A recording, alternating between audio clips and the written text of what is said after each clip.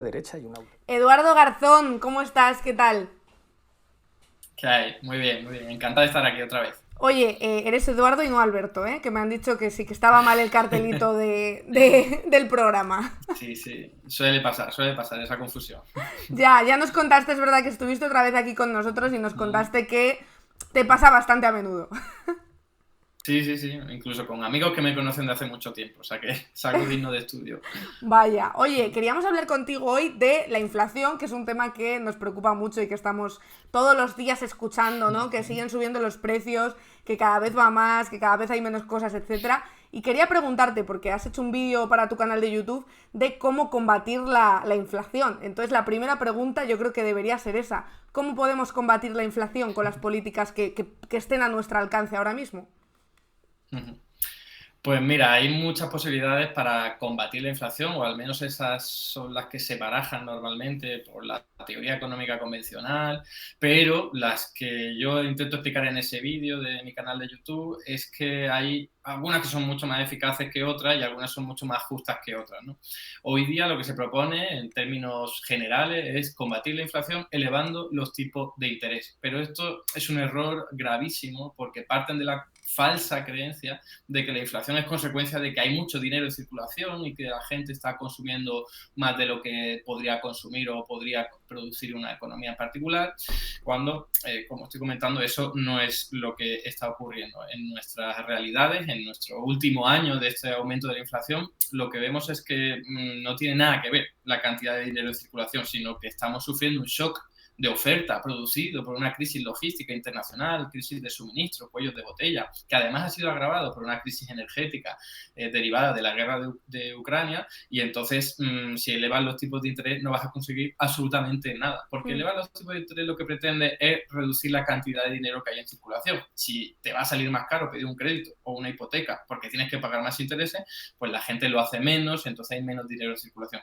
Pero como digo, si en realidad el problema es que los precios de la energía están disparados y de algunos alimentos no elaborados, retirar dinero no va a solucionar nada. Así que lo que intento explicar en ese vídeo es que hay políticas que son mucho más adecuadas, mucho más efectivas y mucho más justas, que por cierto, países como Japón ya las han empezado a implementar y les va muy bien. La Ujú. inflación en Japón no ha superado el 1%, se mantiene unas cuotas mucho más que razonables y simplemente consiste en limitar directamente los precios de aquellos productos cuyos precios se están disparando, que son sobre todo los energéticos. Si Claro. vamos al detalle, vemos que aunque la inflación sea un indicador que contempla una mayoría de productos básicos, en realidad los únicos productos cuyo precio se ha disparado muchísimo son los energéticos. El Mm. resto están aumentando un poquito más de la cuenta, pero en realidad no estamos hablando de situaciones muy preocupantes. Así que la solución más idónea sería limitar los precios. ¿Cómo? Y termino con esto. Pues igual que se ha hecho con los precios del alquiler, que el propio gobierno por decreto ha establecido que desde abril hasta junio no pueden aumentar los precios del alquiler en más de un 2%, a pesar de que la inflación medida por el IPC está ya casi en el 10%, pues igual se podría hacer con los precios de la luz, con los precios del gas natural que sirven para fijar los precios de la luz en el mercado mayorista, con incluso los precios de los carburantes y de los combustibles. Si eso se hiciera por decreto, como, insisto, se ha hecho en Japón, la inflación bajaría muchísimo y no tendríamos que estar escuchando todos estos problemas con los que nos atormentan en los grandes medios de comunicación.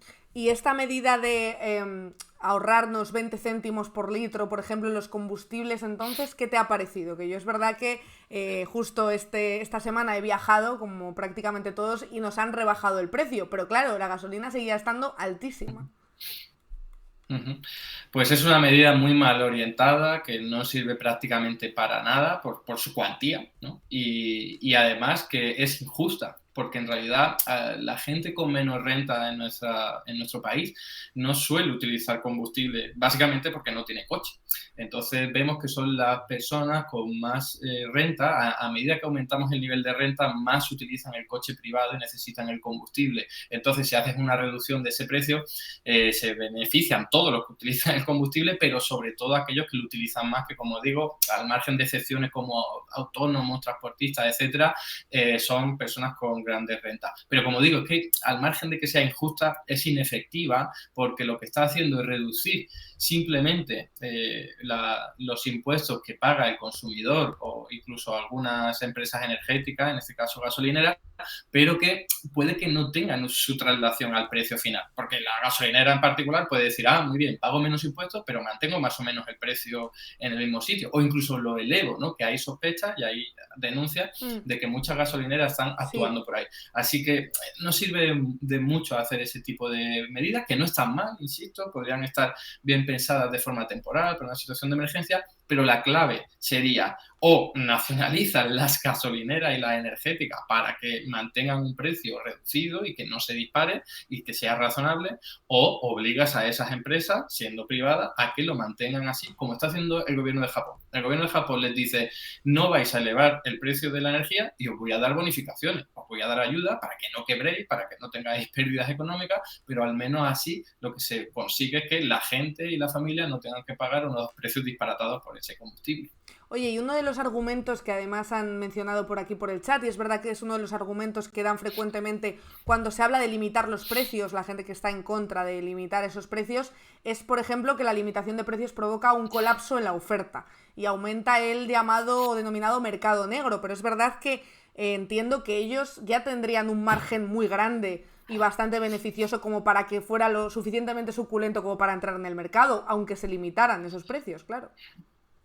Pero no solo eso, como bien estás diciendo, Marina, sino que es que además tenemos en nuestra economía un montón de productos cuyo precio está limitado y no pasa nada, no pasa eso que se comenta siempre, que es un argumento falaz. Pongo un ejemplo, los medicamentos. Los precios están absolutamente regulados y controlados por la autoridad central, porque es una política que está centralizada en esa administración y por lo tanto no estamos viendo que se vendan medicamentos en el mercado negro, que la gente esté obteniendo pues, productos de este tipo, o aunque si se hace de forma marginal, evidentemente no distorsiona el mercado, no repercute el bienestar de la gente. Hay muchísimos otros precios que se regulan, por ejemplo, aunque no hablemos de este país, en los Países Bajos se regulan los precios de la vivienda pública, aunque no sean de carácter oficial o de carácter social, quiero decir, o por irnos a otros países, vamos a China, donde los precios se regulan, en Singapur, que es un país, por cierto, que se suele poner como ejemplo liberal y neoliberal, también se regulan fuertemente los precios de la vivienda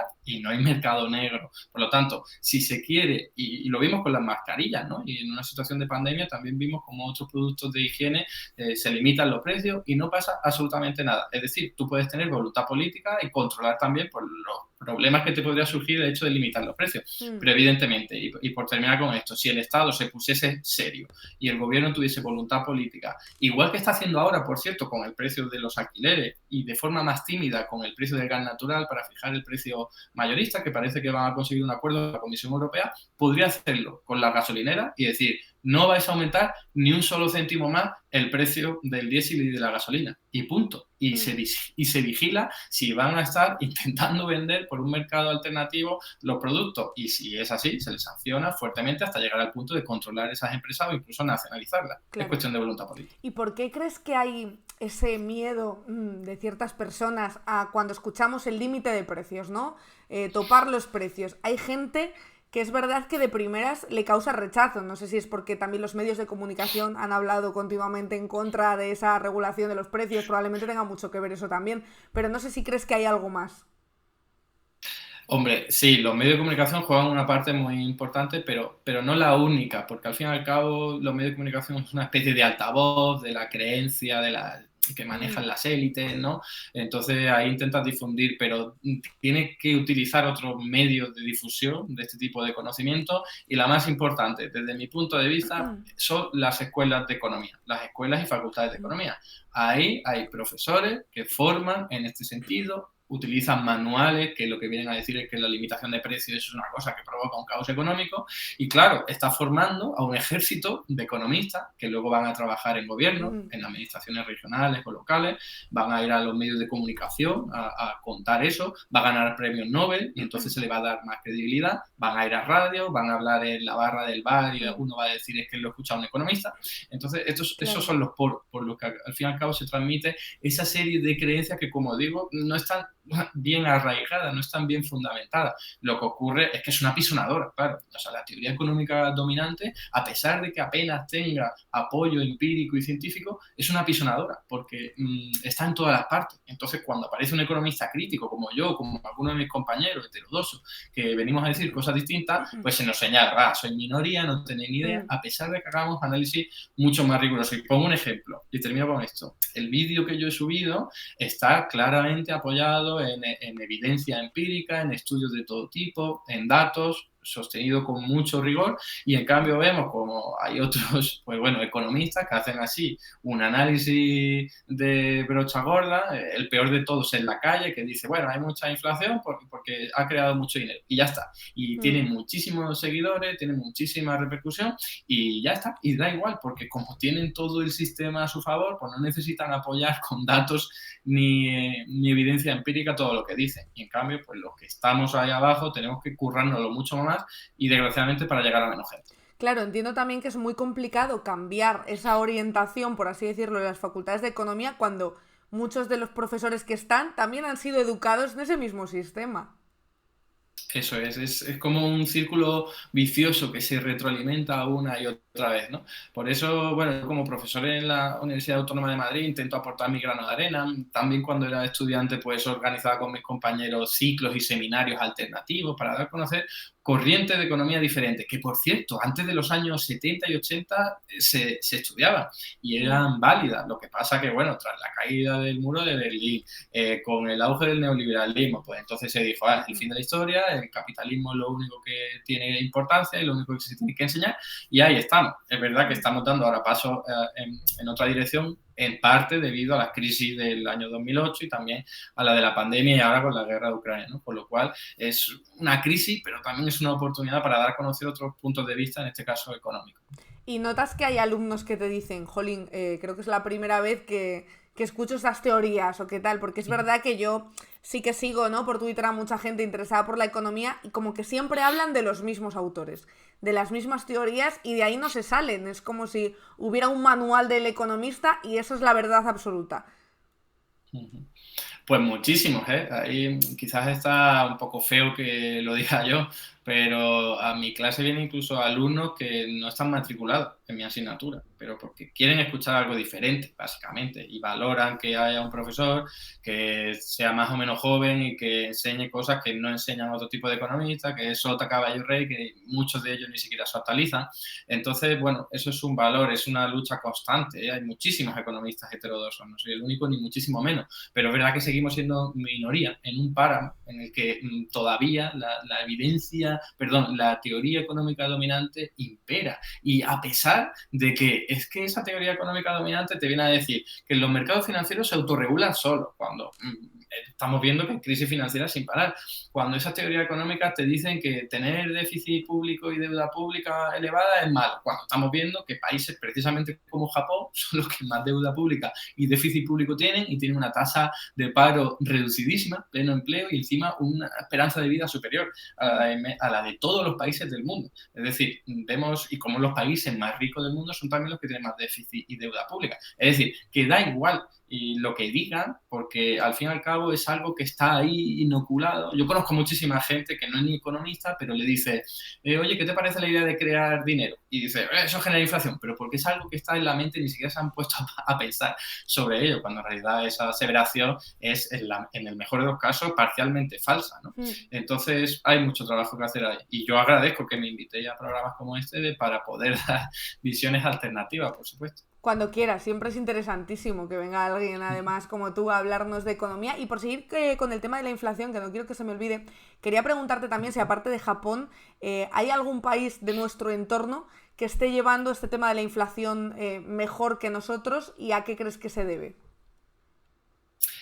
A ver, yo no he estudiado con detalle otros países más allá de la eurozona, de Estados Unidos y tal. Yo sí sé que hay gobiernos que son de alguna forma más valientes que el nuestro de cara a las posibles sanciones y riesgos con respecto a la Comisión Europea y las reglas de estabilidad presupuestaria y sostenibilidad financiera. Por ejemplo, el gobierno de Italia, ¿no?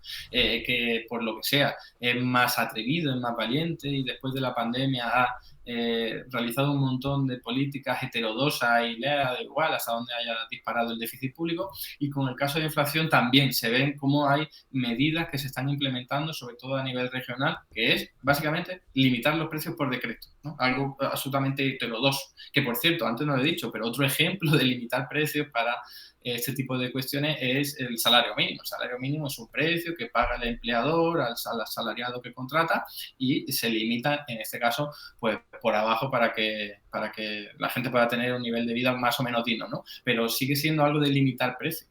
Y como digo, no conozco más países porque tampoco lo he estudiado, pero sin ninguna duda, más allá de Japón, China, ¿no? O sea, no lo he dicho, pero ahí los límites de los precios están a la orden del día, y es una economía, y voy a poner un ejemplo y con eso acabo, es una economía que estaba sufriendo una especie de burbuja inmobiliaria allá por los años 2010, y lo que hizo fue, pues su propia autoridad pública dijo, oye, se está creando demasiada vivienda con demasiados créditos, lo que vamos a hacer es limitarlo y vamos a impedir que haya extranjeros que puedan comprar vivienda para especular.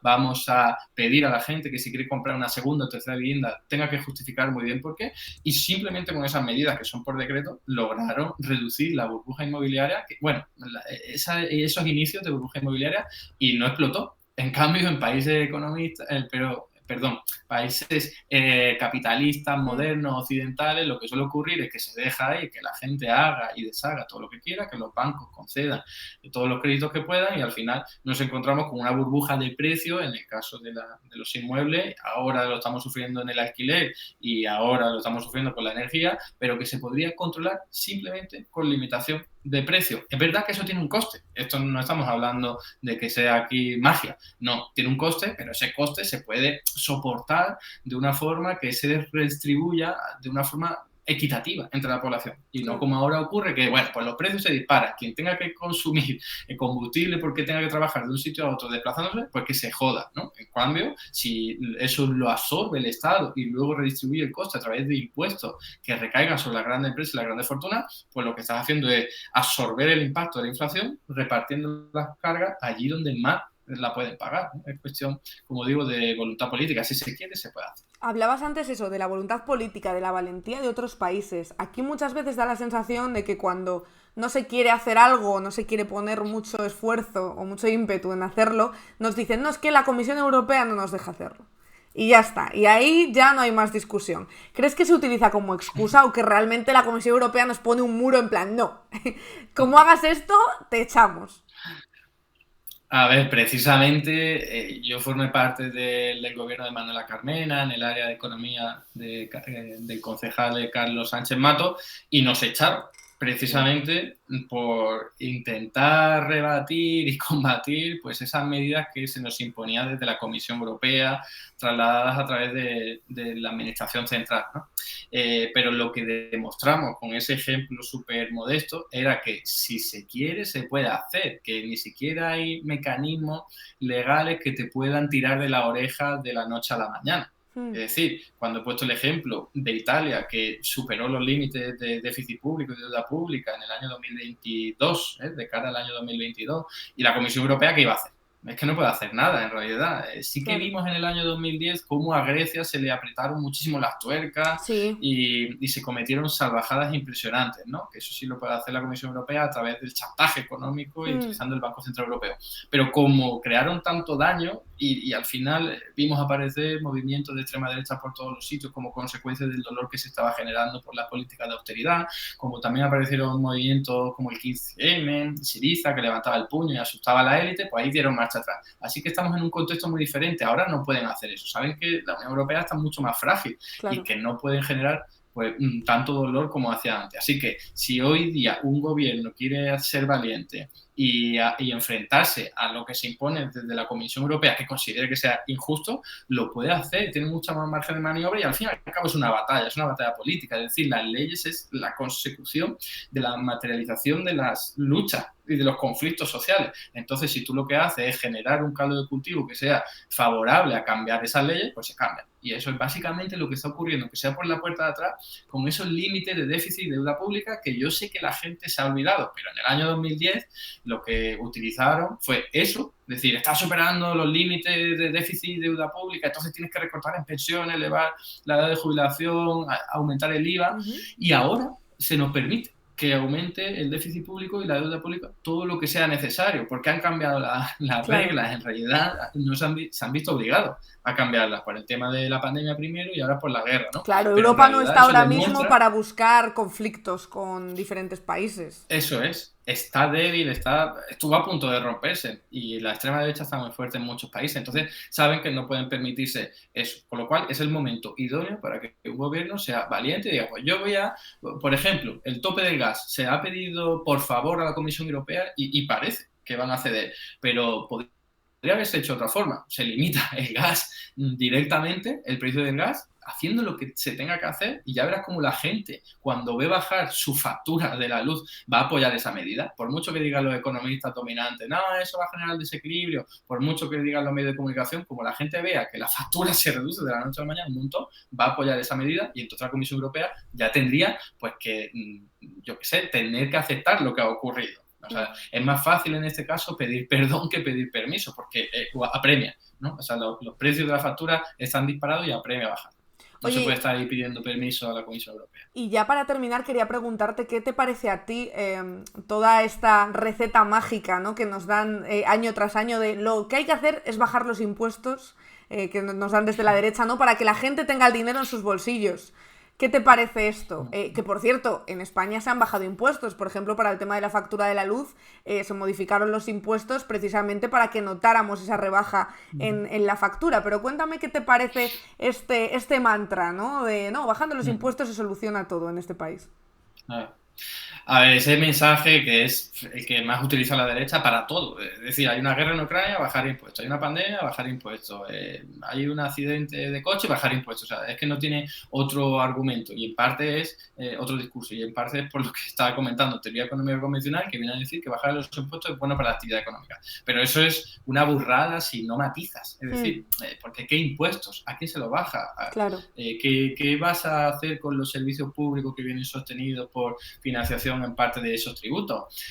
Con lo cual, bajar impuestos puede ser una muy buena idea y eso hay que reconocerlo. Por ejemplo, si se lo baja a aquellos que peores rentas tienen, es decir, si bajas impuestos como, por ejemplo, cotizaciones sociales a algunos autónomos que están con el agua al cuello, o si bajas impuestos pero a personas que ingresan muy poquito dinero, pues de puta madre, eso está muy bien porque lo que estás haciendo es dar un balón de oxígeno allí donde más se necesita, que eso no es solo una cuestión humanitaria o social, ¿no? Eso viene bien para la economía, porque la gente tiene más dinero en su bolsillo, la gente con menos renta son los que más propensión a consumir tienen, es decir, que de todo lo que ganan consumen una muy buena parte de todo eso y eso viene muy bien porque genera nuevas ventas, etcétera, etcétera. Pero es que además hay que tener en cuenta que no te puedes quedar solo ahí, en una reducción de impuestos a los que menos ganan. ¿Por qué? Porque hay una parte de la población que no paga impuestos. Es esa parte de la población que no trabaja, que más allá de impuestos del consumo que evidentemente todo el mundo paga, pero en cualquier caso sigue pagando muy poco, ¿no? Aquella persona que tiene poco dinero va a consumir poco, con lo cual va a pagar pocos impuestos. Así que el discurso de la derecha implícitamente beneficia a los que más dinero tienen, porque ¿de qué le sirve a una persona que no tiene ingresos, que no tiene empleo, que le bajen impuestos que no paga? No le sirve de nada, absolutamente de nada. Solo sirve a la gente que paga impuestos, que ya, si vemos toda la población, estamos hablando de la parte de arriba de esa población, ¿no? De esa pirámide poblacional. Entonces, lo primero es eso. Cuidado, que bajar impuestos, pues estaría bien, pero a los de abajo. Cuidado, no te quedes ahí porque hay gente que no tiene impuestos. Y luego, pues, por ejemplo, si quieres dar balón de oxígeno, hazlo perfectamente, sobre todo en una situación de emergencia como la de ahora, pero que sea temporal en algunos casos. O sea, no tendría mucho sentido que bajes impuestos. Y lo último que quería decir, vigila a aquellas empresas que tienen poder de establecer precios. Porque si tú bajas, por ejemplo, el impuesto de la luz, pero no controla a las empresas energéticas, pueden hacer lo que hemos comentado antes. Ellos van a pagar, ellas van a pagar menos impuestos, pero pueden permitir que los precios se mantengan o incluso que suban. Así que eso no te sirve de nada. Lo que haces es inflar los beneficios de esas empresas, pero no mejorar en nada a las empresas, a las familias ni a la economía. Y ya antes de terminar y antes de despedirte, aunque no tiene que ver con la inflación, ya aprovechando de que estás aquí, que tú has estado muy metido en la política madrileña, además conoces las cuentas públicas de Madrid, quería preguntarte qué te parece todo este escándalo de los comisionistas que estamos viviendo estos días. ¿Qué me va a parecer? Indignante y terrible, como a todo el mundo, pero yo creo que ya no nos debería sorprender, ¿no? Y de hecho, yo he estado precisamente durante 2 años auditando las cuentas públicas del Ayuntamiento de Madrid y es que llegué a escribir, junto con Carlos Sánchez Mato, el concejal del que estaba hablando, un libro entero para hablar de todas las mamandurrias que habían estado cometiendo los gobiernos del Partido Popular durante décadas en el Ayuntamiento de Madrid e incluso también en la Comunidad de Madrid, porque hay ámbitos en los que tienen competencias conjuntas, etcétera, etcétera. Entonces, no me sorprende nada, lo que me da rabia es que siga ocurriendo, porque precisamente lo que nosotros intentamos hacer al estar en el Ayuntamiento no era solo sacar los colores a los gobiernos anteriores, que por supuesto que sí, y denunciarlo y llevarlo a la justicia, que por supuesto que sí, sino implementar mecanismos para que no volviera a ocurrir. ¿Pero qué pasa? Que nos echaron en el área de economía a los 2 años, nos echó Manuela Carmena, todo hay que decirlo, y luego a los 4 años al gobierno de ahora Madrid, ¿no? Con lo cual me da rabia, me genera impotencia y me preocupa mucho que todo esto siga pasando, porque por cierto, desgraciadamente ocurrirá en muchos más ámbitos de la administración pública. Lo que pasa es que todavía no tenemos mecanismos de supervisión y de control y porque la corrupción está muy metida todavía en determinadas capas de la política, ¿no? O de determinado, sobre todo en el Partido Popular, que duda cabe, ¿no? Que es el único condenado por corrupción y por este tipo de delincuencia. Sí, han sido, es verdad, muchos años y siguen siendo, por desgracia, del Partido Popular en Madrid y es verdad que es muy complicado acabar con una corrupción tan estructural. O sea que ahí lo tenemos crudo. No sé si crees que van a acabar condenando a Almeida de alguna manera o cesándole de su puesto por esto, o crees que va a conseguir librarse. No lo sé, yo creo que va a depender, porque todo esto huele a batalla interna del Partido Sí, Popular, ¿no? Con todo esto de filtrar lo que había ocurrido con el espionaje y tal, dije, pues ahora te vas a enterar, ¿no? Por claro. haber ayudado a sacar esta información a la luz. Entonces, si esas partes del Partido Popular se ponen salvajes, se ponen agresivas y generan tanta presión como generaron con Pablo Casado, podrían lograr que Almeida dimitiese, pero está por ver, ¿no? Todo esto es especular, evidentemente, a lo mejor luego pasa algo de que olvida todo esto de la mascarilla, porque podría ser buena o mala suerte, depende de cómo lo veamos, que haya caído la Semana Santa en medio y entonces no se haya generado ningún hito mediático, pero si tuviésemos una nueva matanza, esperemos que no, en algún sitio del mundo, en Ucrania, etcétera, etcétera, ya se pondría a los medios de comunicación y la opinión pública a hablar de eso y ya no nos llegaría tanto, la presión sería menor, ¿no? Entonces, no lo sé. Yo espero que sí, evidentemente, Claro. pero yo también espero que no se quede ahí, porque no es solo Almeida ni lo suyo, ¿no? Si es que esto, como digo, está totalmente enraigado en las élites y sobre todo las de la derecha. Oye, Eduardo, pues muchísimas gracias por estar con nosotras otra semana más. Cuando quieras, ya sabes que aquí puedes darnos clase de economía a todos y a todas, que nos hacen falta. Nada, yo un placer, encantado, y la próxima vez que me invitéis, aquí estaré. Eso, te pondremos Eduardo Garzón en el cartel la próxima vez, te lo Sí, prometo. por favor, qué menos. Ya lo miraré yo ahí muy bien, muy meticulosamente para que Muy nos lo bien. escuele y muchísimas gracias, Eduardo, de verdad. Un Nada, a abrazo. vosotros un placer. Adiós, Hasta luego. chao.